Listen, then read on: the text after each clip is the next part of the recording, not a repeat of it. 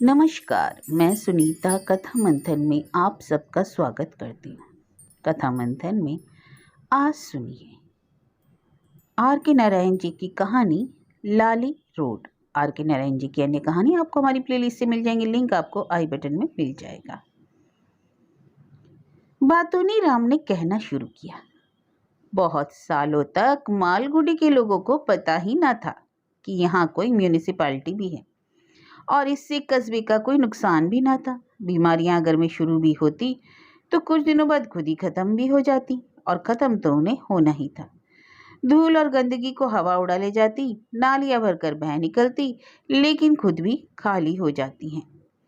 Municipality को ज़्यादा कुछ करने की जरूरत ही ना पड़ती। लेकिन 15 अगस्त 1947 को देश आज़ाद होने के बाद अचानक दृश्य बदलने लगा। उस दिन देश भर में हिमालय से कन्याकुमारी तक जितने जोश खरोश के साथ जश्न मनाया गया, उसकी दुनिया में इतिहास में दूसरी कोई मिसाल नहीं है। हमारी म्यूनिसिपल कॉरपोरेशन भी उत्साह से भर उठी। सारी सड़कों पर झाड़ू लगाई गई, नालियों का कचरा साफ किया गया और हर मोहल्ले में झंडे भी फहराए गए। झंडों के तले गाते बजाते बड़ी धूमधाम से जुलूस निकाले गए। म्यूनिसिपल चेयरमैन ने बालकनी पर खड़े होकर संतोषपूर्वक कहा, इस महान अवसर पर हमने भी काफी कुछ कर लिया। मेरा ख्याल है कि कमेटी के जो सदस्य उनके साथ थे, उनमें से एक दो ने उनकी आंखों में आंसू भी देखे। उन्होंने लड़ाई के जमाने में सेना को कंबल बेचकर बड़ी आमदनी की थी और बाद में उस पैसे का उपयोग चेयरमैन का पद प्राप्त करने में किया था। यह भी अपने आप में एक लंबी कहानी है, लेकिन यहाँ हम उसका जिक्र नहीं करेंगे। यहाँ मैं एक दूसरी ही कहानी बताने जा रहा हूँ।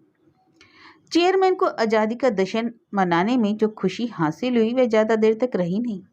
हफ्ते भर बाद ही जब झंडे वगैरह उतार लिए गए, वे बहुत निरुत्साहित हो उठे। मैं तो उनसे मिलने प्रायः हर रोज ही जाता था, क्योंकि राजधानी से निकलने वाले एक अखबार के लिए मैं खबरें भेजने का काम करता था, जिसके लिए वे 2 इंच छपी खबर के लिए 2 रुपये के हिसाब से पारिश्रमिक देते थे। इस तरह हर महीने इसमें 10 इंच के करीब मेरी भेजी खबरें छप जाती थी, जो ज़्यादातर उसके कामों का अच्छा पक्ष ही सामने रखती थी। इस कारण मैं उनका प्रिय व्यक्ति भी बन गया था। मैं चेयरमैन के दफ्तर में आता जाता ही रहता था। अब वे इतने उदास दिखे कि मुझे पूछना ही पड़ा, क्या बात है चेयरमैन साहब? मुझे लगता है कि हमने कुछ ज़्यादा कुछ तो नहीं किया है। वे बोले, किस बारे में? अरे, इस महत्वपूर्ण दिन की महिमा बढ़ाने के लिए। वो कुछ देर सोचते रहे, फिर कहने लगे, जो हो, मैं इसके लिए कुछ बड़ा काम जरूर करूंगा। सबने तुरंत फैसला कर लिया कि आज़ादी के सम्मान में शहर की सभी सड़कों पर पार्कों के नाम बदलकर महापुरुषों के नाम पर रख दिए जाएंगे। इसकी शुरुआत मार्केट स्क्वायर के पार्क से की गई। अब तक इसे कोरोनेशन यानी राजगद्दी पार्क के नाम से जाना जाता था। हालांकि यह किसी को स्पष्ट नहीं था किसकी राजगद्दी, रानी विक्टोरिया की या सम्राट अशोक की। अब पुराने बोर्ड को हटाकर मैदान में डाल दिया गया और उसके स्थान पर लिखा गया हमारा हिंदुस्तान पार्क। नया बोर्ड शान से लगा दिया गया। इसके बाद दूसरा परिवर्तन स्वीकार करने में बड़ी दिक्कतें पेश आई। महात्मा गांधी रोड सबसे आकर्षक नाम था। 8 विभिन्न वार्डों के प्रतिनिधि यह नाम अपने यहाँ की सड़क के लिए चाहते थे। 6 और प्रतिनिधि थे जो चाहते थे कि उनके घर के सामने की सड़क का नाम नेहरू रोड या नेताजी सुभाष बोस रखा जाए। झगड़ा इस कदर बढ़ा कि मुझे लगा कहीं मारपीट ही ना हो जाए। एक क्षण तो ऐसा आया कि पूरी कमेटी पागल हो उठी। उसने तय किया कि 4 अलग अलग सड़कों को एक ही नाम दे दिया जाए। अब जनाब, दुनिया के सबसे ज़्यादा लोकतंत्री या देशभक्त देश में यह नहीं हो सकता कि 2 जगहों को एक ही नाम दे दिया जाए। खैर, नाम बदल दिए गए और 15 दिन में हालत यह हो गई कि नए नामों के कारण यह बताना मुश्किल हो गया कि कौन सी जगह कहाँ है। Market road, north road, Chitra road, Vinayak Mudali street, सब नाम खत्म हो गए। इनके स्थान पर नए नाम आ गए। 4 जगहों के एक ही नाम, और सब मंत्रियों, उपमंत्रियों और कौंसिल सदस्य सभी के नाम रख दिए गए। लेकिन इससे गड़बड़ बहुत हो गई। चिट्ठियां जहां पहुंचनी होती वहां ना पहुंचकर पता नहीं कहां पहुंच जाती। लोग ठीक से बता ही नहीं पाते कि वे कहाँ रहते हैं। पुराने परिचितों के नाम बदल जाने से शहर जंगल में बदल गया। चेयरमैन यह काम करके बहुत खुश था, लेकिन यह खुशी ज्यादा दिन रही नहीं। कुछ दिन बाद उस पर फिर एक दौरा पड़ा। कुछ और काम करना चाहिए। लाली एक्सटेंशन और मार्केट के मिलन स्थल पर एक मूर्ति लगी थी। लोग इस मूर्ति के इतने अभ्यस्त हो गए थे कि वे उसे ना देखते तो ना जानते थे कि यह किसकी मूर्ति है। चेयरमैन को अचानक याद आया कि यह सर फ्रेडरिक लाली की मूर्ति है। उसी के नाम पर एक्सटेंशन का नाम रखा गया था। अब इसका नाम गांधीनगर रख दिया गया था, इसलिए इस मूर्ति की यह जरूरत नहीं थी। कमेटी ने एक मत से इसे हटाने का फैसला कर लिया। चेयरमैन के साथ सब सदस्य दूसरे दिन मूर्ति के पास पहुंचे। तब उन्हें पता चला कि मूर्ति उनसे भी 20 फीट ऊंची है और उसकी नींव में पिघला शीशा भरा है।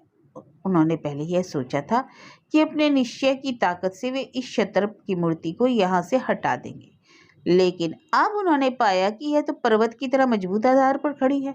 अब उन्हें ज्ञात हुआ कि अंग्रेजों ने उनके देश में अपना साम्राज्य बहुत मजबूत आधार पर खड़ा किया था। लेकिन इससे कमेटी का निश्चय और भी दृढ़ हुआ। मूर्ति हटाने के लिए शहर का कुछ हिस्सा तोड़ना भी पड़ जाए तो वे पीछे नहीं हटेंगे। उन्होंने सर फ्रेडरिक लाली का इतिहास भी खोज निकाला। उन्हें पता चला कि लाली यूरोप के शैतान एटीला द हून और नादिर शाह का सम्मिश्रण था और मेकियावेली की तरह चालाक। उसने तलवार के बल पर भारतवासियों पर अधिकार जमाया और जहां से भी विरोध की जरा सी भी खबर आती उस जगह को बर्बाद करके ही दम लेता। वह भारतीयों से तब तक नहीं मिलता था जब तक वे घुटनों के बल चलकर उसके पास नहीं आते थे। लोग रोजमर्रा का कामकाज छोड़कर मूर्ति के इर्द गिर्द घूमकर सोचने लगे कि उन्होंने इस आदमी को इतने दिन तक बर्दाश्त ही कैसे किया। अब वह सामने खड़ा नफरत की मुस्कान से उन्हें देख रहा था। उसके हाथ पीछे बंधे थे और कमर से तलवार लटक रही थी। इसमें संदेह नहीं कि वह इतिहास का सबसे जालिम शासक था, जिनकी तस्वीर विग लगाए, ब्रीचेज और सफेद वेस्ट कोट पहने सख्त नजर के से सामने देखते भारतीय इतिहास में ब्रिटिश युग के शासकों की तस्वीर सबको याद है। वे यह सोच सोच कर कांपने लगे कि ऐसे कठोर शासक के अधीन उनके पूर्वज किस प्रकार जीवन बिता रहे होंगे। इसके बाद कमेटी ने इस काम के लिए टेंडर मांगे। 1 दर्जन ठेकेदारों ने टेंडर भरे, जिनमें सबसे कम 50,000 रुपये का था। मूर्ति को वहां से हटाकर कमेटी के दफ्तर तक पहुंचाना था, जहां यह विचार किया जा रहा था कि इसे रखा कहाँ जाए।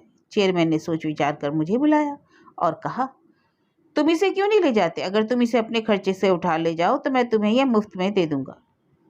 अभी तक मैं सोचता था कि कमेटी के लोग पागल हैं, लेकिन अब मैंने पाया कि मैं भी उन्हीं की तरह पागल हूँ। अब मैं मूर्ति से होने वाले लाभ का हिसाब किताब बैठाने लगा। अगर मूर्ति को तोड़ने और यहाँ तक लाने में मेरे 5,000 रुपये खर्च होते हैं, मैं जानता था कि ठेकेदार बहुत ज़्यादा पैसे मांग रहे हैं और इसकी धातु की बिक्री में से मुझे 6,000 प्राप्त। 3 टन धातु का पैसा बहुत ज़्यादा भी मिल सकता है। मैं इसे ब्रिटिश म्यूजियम या वेस्टमिंस्टर को भी बेच सकता हूँ। तब फिर मैं अखबार को खबरें भेजने का काम छोड़ सकूंगा। कमेटी ने बहुत जल्द मूर्ति मुझे मुफ्त में दे देने का प्रस्ताव पास कर दिया। अब मैं काम करने की तैयारी करने लगा।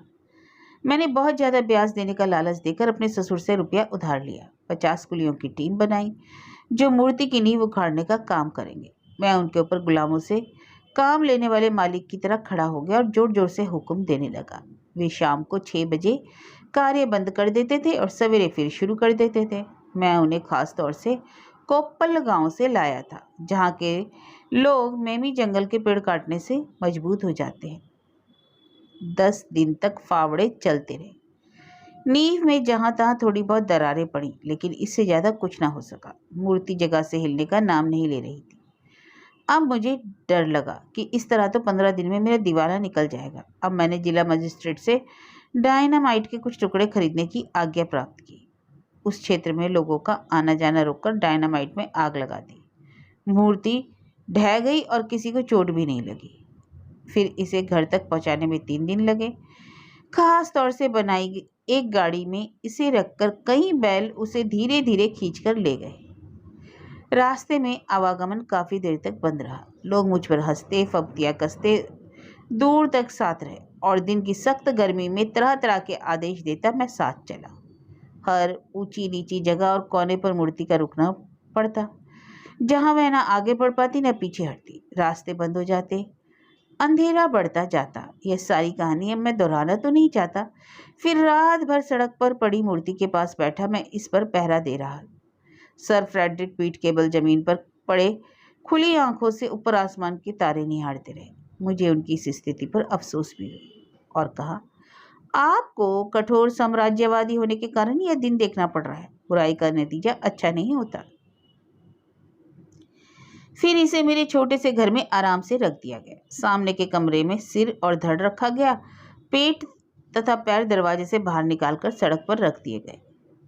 मेरे करीबी गली के लोगों ने रास्ता रोकने का बुरा नहीं माना, खुशी से हर परेशानी को स्वीकार कर लिया। म्यूनिसिपल कमेटी ने मुझे धन्यवाद का प्रस्ताव पास किया। यह खबर मैंने अपने अखबार को भेजी, जिसके साथ 10 इंच लंबी इसकी पूरी कहानी भी बयान कर दी। एक हफ्ते बाद चेयरमैन साहब बहुत परेशान हालत में मेरे घर आ पहुंचे। उठाया, वे बोले, तुम्हारे लिए बुरी खबर है। तुम वह खबर अखबार छपने ना भेजते तो अच्छा होता। यह देखो। और उन्होंने बहुत से टेलीग्राम मेरी ओर बढ़ा दिए। ये तार भारत की करीब करीब सभी ऐतिहासिक संस्थाओं से आए थे, जिनमें मूर्ति को हटाने का विरोध किया गया था। हमें सर फ्रेडरिक के बारे में धोखा हुआ था। लाली नाम का जालिम एक और ही व्यक्ति था, जो सर वॉरेन हेस्टिंग के जमाने में हुआ था। यह फ्रेडरिक लाली एक सैनिक गवर्नर था, जो गदर के बाद यहाँ आकर बस गया था। उसने जंगल साफ कराए और मालगुडी कस्बा बसाया। यहाँ उसने देश भर में पहली कोऑपरेटिव सोसाइटी बनाई, पहला नहर का जाल बिछाया, जिसे सरयू नदी का पानी हजारों एकड़ बंजर पड़ी धरती की सिंचाई करने लगा। उसने यह और बहुत कुछ किया, और सरयू की बाढ़ में ही, जहाँ वह उसके किनारे रह रहे लोगों को बचाने गया था, उसकी मृत्यु हुई। ये वह पहला अंग्रेज था जिसने ब्रिटिश शासकों से कहा कि देश चलाने के मामलों में भारतीयों को शामिल करना चाहिए। अपने एक पत्र में उसने कहा, ब्रिटेन को किसी दिन स्वयं अपने हित में भारत ही छोड़ना पड़ेगा। फिर चेयरमैन ने कहा, सरकार ने हमें मूर्ति को वापस लगाने का आदेश दिया है। यह असंभव है, मैंने जोर देकर कहा। अब यह मूर्ति मेरी है, इसे मैं ही रखूंगा। मैं राष्ट्रीय नेताओं की मूर्तियां इकट्ठा करता हूँ। लेकिन इससे कोई प्रभावित नहीं हुआ। एक हफ्ते में देश भर के सब अखबारों में सर फ्रेडरिक लाली की चर्चा होने लगी। आम जनता उत्साहित हो उठी। मेरे घर के आगे लोग नारे लगाने लगे, प्रदर्शन करने लगे। उनकी मांग थी कि मूर्ति वापस वहीं लगाई जाए। मैंने हारकर यह कहा कि अगर म्यूनिसिपल कमेटी इसमें खर्च हुआ मेरा पैसा वापस कर दे तो मैं मूर्ति का कब्जा छोड़ दूंगा। जनता मुझे अपना दुश्मन न समझने लगे। यह आदमी मूर्ति के साथ चोरबाजारी कर रहा है, उनका स्पष्ट पद था। दुखी होकर मैंने मूर्ति की बिक्री के लिए पेश कर दिया। एक बोर्ड पर बड़े बड़े अक्षरों में लिखा, मूर्ति बिका हुआ है, 2.5 टन बढ़िया धातु। आप किसी देशभक्त मित्र को इसे भेंट में दे सकते हैं। 10,000 रुपये से कम के आवेदनों पर विचार नहीं किया जाएगा। इससे तो लोग और भी भड़क उठे, चाहने लगे कि लात घुस्से से मुझे मारे। लेकिन देश में अहिंसा की परंपरा होने के कारण उन्होंने मेरे घर की पिकेटिंग करने का फैसला किया। वे झंडा हाथ में लेकर घर के आगे लेट गए और नारों से सड़क गूंजने लगी।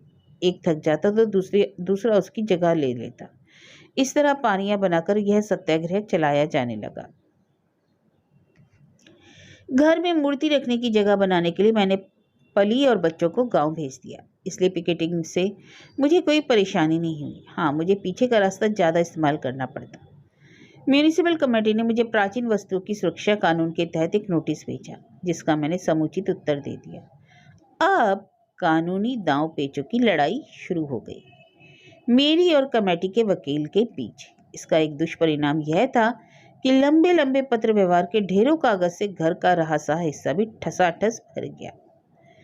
मैं मन में यह सोचने लगा कि यह मामला किस तरह खत्म होगा। कब वह दिन आएगा जब मैं घर में पैर फैलाकर सो सकूंगा। 6 महीने बाद उपाय सामने आया। सरकार ने म्यूनिसिपैलिटी से मूर्ति के बारे में रिपोर्ट की मांग की, और इसके अलावा उसकी और भी खामियों के तहत सरकार ने पूछा कि कमेटी को क्यों ना भंग कर दिया जाए और नए चुनाव कराए जाए। मैं चेयरमैन से जाकर मिला और कहा, अब आपको क्या करना चाहिए कि कोई बड़ा काम कर दिखाए। क्यों ना आप मेरा घर लेकर उसे राष्ट्रीय स्मारक ही बना दें। मैं यह क्यों करूं, उन्होंने पूछा। क्योंकि सर फ्रेडरिक वहां है, मैंने उत्तर दिया।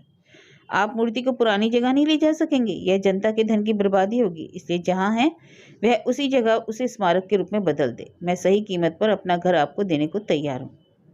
लेकिन कमेटी के पास इतना पैसा कहाँ, उन्होंने उत्तर दिया। मैं जानता हूँ कि खुद आपके पास बहुत पैसा है, कमेटी के पैसों पर आप क्यों निर्भर करते हैं?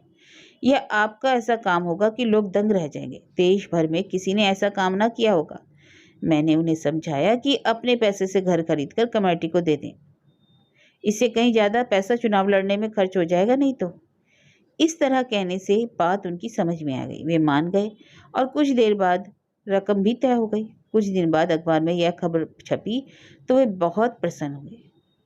मालगुडी की म्यूनिसिपालिटी के चेयरमैन ने सर फ्रेडरिक लाली की मूर्ति वापस खरीदकर राष्ट्र को भेंट कर दी।